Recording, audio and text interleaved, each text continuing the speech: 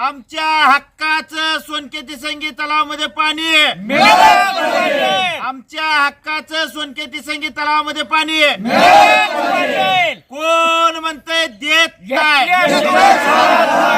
सोनकेती संगीत तलाव 100%. नमस्कार, मी अविनाश. महाराष्ट्र माझामध्ये आपल्या सगळ्यांचं मनपूर्वक स्वागत. दर्शको, मी पुन्हा एकदा आपल्या पंढरपूर तालुक्यामध्ये असलेला हा तिसंगी सोनके तलावाच्या वरचा जो इंग्लंड नाला आहे त्या इंग्लंड नाल्यावर बसलोय. करते या ठिकाणी 2 दिवसांपासून पुन्हा एकदा शेतकरी संघटनेचे नेते असलेले समाधान फाटे हे त्या ठिकाणी आंदोलनासाठी बसलेत. खरं तर पाण्याचा प्रश्न हा या भागासाठीचा अतिशय महत्त्वाचा प्रश्न आहे. पाठीमागच्या वेळेला देखील तुम्हाला आठवत असेल की मी समाधान फाटे त्यांच्या सहकाऱ्यांसोबत बोललो होतो. इथलं पाणी तिसंगी सोनके तलावामध्ये सोडलं जावं या संदर्भातल्या त्यांच्या मागण्या आपण महाराष्ट्र माझावर दाखवल्या होत्या. खरं तर यंदा आधीच पावसाचं प्रमाण प्रचंड कमी आहे, पण ह्यांच्या सुदैवानं या तिसंगी सोनके तलावाच्या वरचा भाग जो आहे, उजनी सोडून जो इतरचा भाग आहे, त्या भागामधली धरणं भरली असल्यामुळं आम्हाला पाणी मिळावं अशा पद्धतीची मागणी ते लोक करतायत. ते शक्य आहे असंही त्यांचं म्हणणं आहे. परंतु त्या ठिकाणी आंदोलनाला बसलं की तेवढ्यापुरतं पाणी सोडायचं आणि ही लोकं आंदोलनानं उठली की मग ते पाणी बंद करायचं, हा प्रकार त्यांच्यासोबत घडल्यामुळे ही लोकं पुन्हा एकदा इथं येऊन त्या ठिकाणी आंदोलनासाठी बसलेत. खरं तर यंदा या घटना वारंवार दिसण्याचं चित्र त्या ठिकाणी आपल्याला पाहायला मिळू शकतं. कारण मुळातच उजनी अवघी 60% आहे त्या ठिकाणी, त्यामुळं उजनीच्या पाण्यासाठीचा मोठा संघर्ष येत्या काळामध्ये पाहायला मिळू शकतो. इकडं निरा भाटगळमधून येणाऱ्या पाण्याच्या संदर्भात देखील खाणारी तोंड हजार असं वाक्य असल्यामुळे त्या ठिकाणी तिथं देखील पाण्याच्या संदर्भातला संघर्ष येत्या काळामध्ये पाहायला आपल्याला मिळू शकतो.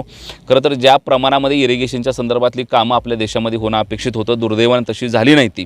आणि मग पावसाळा बरा असला की मग सगळं काही आलबेलं, पण एखाद्या वेळेशी पावसानं थोडासा ताण दिला की मात्र सगळी धरणं आणि धरणाच्या खालची लोकं पुन्हा त्या ठिकाणी आंदोलनाच्या पवित्रामध्ये अशा पद्धतीचं चित्र आपल्याकडे अनेक वेळा पाहायला मिळते. त्यासाठी इरिगेशनच्या संदर्भातली कामं अगदी व्यवस्थित होणं गरजेचं आहे. पाण्याचं नियोजन होणं गरजेचं आहे. यंदा तर उजनीमध्ये योग्य पद्धतीची पाणी नियंत्रण समिती वगैरे अशा सगळ्या गोष्टी नेमून मला वाटतं पाण्याचं जर सुसूत्री पद्धतीनं जर नियोजन नाही घातलं तर उजनीचं पाणी देखील पेटल्याशिवाय येत्या काळामध्ये त्या ठिकाणी राहणार नाही. त्यामुळं हा संपूर्ण पाणी प्रश्न हा इथल्या शेतकऱ्यांसाठी जिव्हाळ्याचा पाणी प्रश्न आहे, तो सुटला पाहिजे. किंवा पाण्याच्या संदर्भामध्ये शेतकऱ्यांना पुन्हा इथे येऊन अशा पद्धतीची आंदोलन करायची वेळच नाही आली पाहिजे. या पद्धतीचं नियोजन थोडंसं शासन पातळीवरनं, प्रशासन पातळीवरनं लोकप्रतिनिधींनी करायची गरज आहे. आपल्यासोबत स्वतः समाधान फाटे, त्यांच्याशी बोलूया. त्यांच्या नेमक्या प्रतिक्रिया आहेत काय आहेत हे जाणून घेऊया. फाटे साहेब, काय आंदोलनाला 2-3 दिवस झालं बसलाय, उपोषणाला काय प्रतिक्रिया? आज आंदोलनाचा 3रा दिवस आहे. ह्या NRBCचा एकही अधिकारी इकडं फिरकलेला नाही. मग फलटणचं कार्यकारी अभियंता असेल किंवा पंढरपूरचा उपअभियंता असेल, म्हणजे ह्यांना कुठलीही शेतकऱ्याची काळजी नाही. ह्यांना एकच काळजी आहे की कुणाच्या तर बेकायदेशीर बांधाऱ्यात पाणी सोडायचं, कुणाच्या तर शेततळ्यात पाणी सोडायचं आणि तिथनं 50,000 घ्यायचं, इथनं 1,00,000 घ्यायचं. ह्याच्यात ती सगळी बिजी आहेत. तर अक्षरशः ह्यांनी पाण्याच्या नावाखाली कोट्यवधी रुपये फलटणपासून पंढरपूरपर्यंत गोळा केलेत. म्हणजे एवढा बेमाप भ्रष्टाचार ह्या पाण्यातल्या माध्यमातून सुद्धा झाला आहे. आणि खरा जो शेतकरी आज 59ला हा तलाव निर्माण झाला आहे, ब्रिटिशकालीन भाटगळ धरण आहे, त्यावेळेपासून आम्ही इथले लाभधारक आहे. कारण ब्रिटिशकालीन हा D3 कॅनल आहे आणि त्यानंतर पुणे इथं आपला 59ला सोनकेती संगीत तलाव झाला आणि मग तिथून फक्त अर्धा किलोमीटर कॅनल जोडला आणि पूर्वीचाच हाही नवगावातला भाग आहे. म्हणजे आज ज्या काळाला 72 सालाला एवढा मोठा दुष्काळ होता की अख्ख्या महाराष्ट्रात कुठंही पाणी नव्हतं, त्यावेळेला भाटगळमध्ये पाणी होतं आणि दुसरं कुठं असेल तर सोनकेती संगीत तलाव होतं. अख्खा सोलापूर जिल्हा, बार्शी तालुका संपूर्ण आमच्या ह्या भागामध्ये येऊन त्यांचा उदरनिर्वाह त्या काळात केला. एवढं मोठा हा पाणी असणारा मोठा भाग आज दुष्काळाच्या खाईत सापडलेला आहे. आणि ह्याला फक्त ही अधिकारी कारणीभूत आहेत. कारण ह्यांनी संपूर्ण पाणीही विकलेलं आहे. आणि नियमातलं जे शेतकरी आहे, जी गावं आहेत, जे कायदासुद्धा 2005चा सांगतोय की समान पाणी वाटप ह्याचा अर्थ काय आहे की भाटगळ 100% आहे, देवदर 100% आहे, वीर 70-69% आहे. मग सोनके तलाव मोकळा कशासाठी? तर त्या कायद्याचं सुद्धा पायाखाली ह्यांनी कायदासुद्धा तोडवलेला आहे, कायदासुद्धा मोडलेला आहे. एवढे भयानक अवस्था. आपण म्हणतो एका बाजूला डिजिटल इंडिया आणि आज आपला देश एवढा प्रगतीपथावर आहे, आज देशाला स्वातंत्र्य मिळून 75 वर्ष झाली. ह्याच वर्षी आणि ह्या 3 महिन्यात ही माझं तिसरं उपोषण आहे. म्हणजे एवढी वाईट अवस्था आहे की खरं स्वातंत्र्य आज शेतकऱ्यांना मिळालंच नाही, सर्वसामान्याला मिळालंच नाही, असं माझं ठाम मत आहे. आता खाली हे तिसंगी सोनके तलाव भरावा ह्यासाठी पाठीमागच्या वेळा आंदोलन झालं होतं. शहाजीबापू आले, बाबासाहेब देशमुख आले, ते इकडची पंढरपूरची बरीच मंडळी आली, तुमचं ते उपोषण सोडलं. त्याचं पुढं काय झालं? त्याचं प्रत्यक्षात पाणी मिळालं का? ते किती मिळालं? आणि आता प्रत्यक्षात त्या तलावातून तुम्ही पाणी मागताय तर त्याची काय परिस्थिती आहे? त्यावेळेला 50 केसेसनं पाणी सोडायचं ठरलं तात्पुरतं, आणि म्हणली 4 दिवसात आपण 200 करू. परत सगळं बागायत क्षेत्रातलं खाल्लं काशीगावपासून इथपर्यंत ही 5-6 गावं झाल्यानंतर आपण 400 आणि 450 केसेसनं पाणी सोडू आणि तलाव भरू. याला लोकप्रतिनिधी शहाजीबापू होते, SC मॅडम जगताप म्हणून NRBCच्या निराव उजवा कालवे ते होत्या. त्यानंतर बोडके होतं कार्यकारी अभियंता फलटणचं, ताटे म्हणून इथलं उपअभियंता पंढरपूरचं होतं.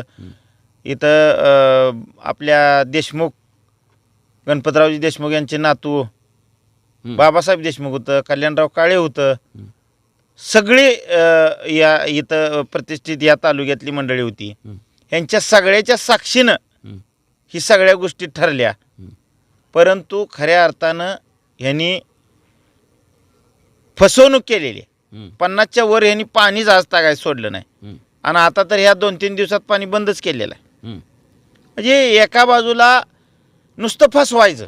म्हणजे एवढं मी सुद्धा या 10-12 वर्षात एवढी आंदोलनं केली, पण राज्यकर्त्यांचा किंवा प्रशासनाचा एवढा फसवा कारभार मी या अलीकडच्या काळात बघतोय. म्हणजे इतक्या लबाड्या, सरळ सरळ लबाड बोलण्याशिवाय यांचा धंदाच नाही दुसरा काय. आणि मतासाठी काही करायचं, कुणीकडे पाणी सोडायचं, काही मनमानी कारभार करायचा, वरच्या मंत्र्यांपर्यंत फोन करायचं. पण ह्यांना माहीत नाही दिवस उगवल्यानंतर सावली पश्चिमेकडे असती, पण मावळताना पूर्वेकडे असती. या सत्ता ही सावली आहे, जास्त दिवस नसती.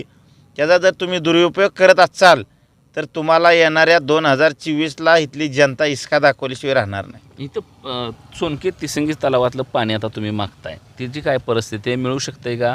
प्रामुख्याने तिथल्या तलावात खालच्या गावांशी पाण्याची मागणी आहे ती नेमकी काय?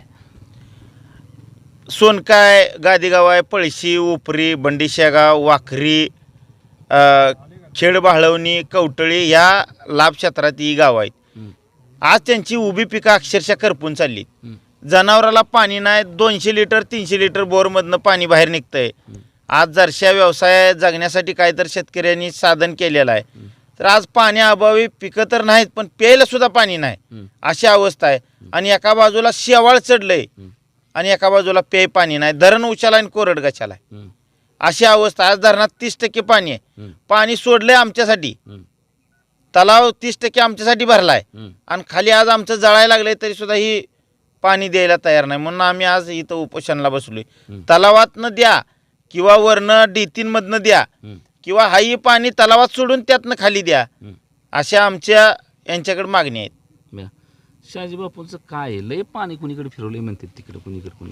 एका बाजूला त्यांच्या बाबतीत फार मोठा रोष आहे की टक्केवारी घेतल्याशिवाय एकही मतदारसंघात काम करत नाही. आणि दुसरा रोष आता निर्माण झाला आहे की ज्याला नियमानं पाणी दिलं जातं त्याला दिलंच जात नाही, आणि बेकायदेशीर मतासाठी कुणीकडं तर सोडलं जातं. हा सुद्धा दुसरा रोष आता बापूनं अंगावरती उडवून घेतलेला आहे. येत्या काळामध्ये समाधान पाटीलचा काय इशारा आहे? येत्या काळामध्ये जर आमच्या पाण्याचा प्रश्न जर नाही सोडवला तर ही जनतेनं दाखवून दिलेला आहे. काल 2 महिन्यापूर्वी जरंगे पाटील या महाराष्ट्राला आणि देशाला सुद्धा माहिती नव्हता, पण आज भल्या भल्याच्या पायाखालची वाळू निसटलेली आहे. तसं यांना वाटत असेल आमच्या हातात सत्ता, आम्ही काही करू, पण सत्ता ही आम्ही दिलेली आहे, सर्वसामान्य जनतेनं दिलेली आहे. आणि सर्वसामान्य जनतेचा प्रश्न सोडवणारे आमच्यासारखी चळवळीतले अनेक कार्यकर्ते आहेत. उद्याच्या येणाऱ्या काळामध्ये जर नाही आमचा प्रश्न सोडवला तर ह्यांना घरी बसवल्याशिवाय आम्ही राहणार नाही. ह्यांना वाटते काय मजा? याच्या आधी लय गडी आम्ही घरी बसवल्यात या, त्यामुळे ह्यांना सुद्धा बसवायला वेळ लागणार नाही. या सगळ्या समाधान फाटे यांच्या प्रतिक्रिया येत्या. खरं तर या भागातल्या पाण्यासाठी वारंवार समाधान फाटे या भागामधल्या शेतकऱ्यांसाठी आंदोलन करत आहेत. अनेक वेळा त्यांची तब्येत ढासळल्याचं देखील चित्र त्या ठिकाणी बघायला मिळालं होतं. तरी देखील पुन्हा एकदा अगदी मध्ये काही दिवसांपूर्वी आंदोलन झालं, त्या आंदोलनाला उपोषण झालं. त्या उपोषणाच्या संदर्भामध्ये तालुक्यातले बरेच नेते आले, दोन्हीकडचे नेते आले. तिथे त्यांना शब्द दिला, परंतु तो शब्द पाळला गेला नाही याची खंत ते त्यांच्या त्या ठिकाणी प्रतिक्रियेतून बोलून दाखवत आहेत. आम्हाला पाणी D3मधून द्या, नाही तर आहे असं ह्या कॅनलनं खाली तलावात सोडा, तलावातनं खाली सोडा, परंतु आमची उभी पीक आहे ती पदरी मोठं पशुधन आहे, तिथं पाणी सोडा, या संदर्भातल्या प्रतिक्रिया आहेत त्या. आणि एकूण जर त्यांच्या बोलण्याचा जर संपूर्ण रोष समजून घेतला तर प्रशासनावर फार मोठा गंभीर आरोप त्यांच्याकडून केला जातो आहे. आणि विशेषतः तो इथल्या बऱ्याच भागामध्ये चर्चेला देखील जातो आहे की प्रशासनातले अधिकारी या पाण्याच्या संदर्भामध्ये बरीच मनमानी करत आहेत. नवे तर जसा तुम्ही आरोप केला की मोठ्या प्रमाणामध्ये आर्थिक रक्कम घेऊन पाणी द्यायचं काम देखील या भागामध्ये केलं जाते. त्यामुळं अधिकारी या पाण्याचा वापर, जे पाणी गोरगरीब कष्टकरी शेतकऱ्याचं पाणी आहे, त्याच्या पिकासाठी जाणारं पाणी, त्या जनावरांसाठी जाणारं पाणी, ते पाणी विकण्याचं पाप अधिकारी करतात. या पद्धतीची भूमिका देखील समाधान फाटे यांनी बोलून दाखवले आहे. जर प्रशासनानं अधिकाऱ्यावर वचक नाही ठेवला, अधिकाऱ्यांनी हे संपूर्ण गोष्टी नाही नीटनेटक्या समजून घेतल्या, तर येत्या काळामध्ये प्रशासन आणि अधिकारी यांच्याबद्दलचा जो काही रोष आहे तो रोष देखील जनतेमधला वाढू शकतो आणि त्याचे दुष्परिणाम सर्वांनाच भोगायला लागू शकतात. त्यामुळे प्रशासन असेल, शासन असेल, इथले लोकप्रतिनिधी असतील, दोन्हीकडचे लोकप्रतिनिधी असतील, त्यांनी तात्काळ या गोष्टींचा विचार करून खालच्या भागाला पाणीवर उपलब्ध आहे असं त्यांचं म्हणणं आहे. जर ते उपलब्ध असेल तर निश्चितपणानं समान पाणी वाटपाच्या या संपूर्ण प्रोग्रामच्याद्वारे खाली हे तलाव भरून तिथे खाली लोकांना पाणी सोडणं किंवा D3मधनं पाणी कंटिन्यू ठेवून तिथल्या लोकांना पाण्याची सोय कायमस्वरूपीची करून देणं अतिशय महत्त्वाचं आहे. अन्यथा याचे दुष्परिणाम या भागातले अधिकारी असतील किंवा प्रतिनिधी असतील यांना भोगायला लागू शकतात. आणि त्याहून आधी ते परिणाम त्या ठिकाणी निश्चितपणानं शेतकऱ्याच्या शेतीला आणि त्याच्या पशुधनाला बसल्याशिवाय राहणार नाही. त्यामुळे हा पाण्याचा प्रश्न जितक्या लवकर सुटेल, अगदी मी सुरुवात करताना म्हणालो की पाणी निराळ भारगडचं असेल किंवा उजनीचं असेल, पाणी थोडं आहे असं सांगितलं जातं आहे. दुष्काळाची परिस्थिती आहे, पाण्याची मागणी मोठ्या प्रमाणामध्ये होणार आहे, अनेक कारणासाठी पाणी वापरावं लागणार आहे. त्यामुळे ह्या पाण्याचं काटेकोर नियोजन करून या पाण्याचे खरे हकदार कोण आहेत त्यांच्या वाट्याला हे पाणी गेलं तर निश्चितपणानं ह्या शेतकऱ्याची शेती, त्याचं पशुधन वाचणार आहे. त्याचा विचार शासन पातळीवर, प्रशासनाच्या पातळीवर, लोकप्रतिनिधींच्या पातळीवर व्हावा हीच विनंती महाराष्ट्र माझाच्या वतीने देखील आपण करतोय. कॅमेरामन मुकेश, मी अविनाश, महाराष्ट्र माझा तिसंगी.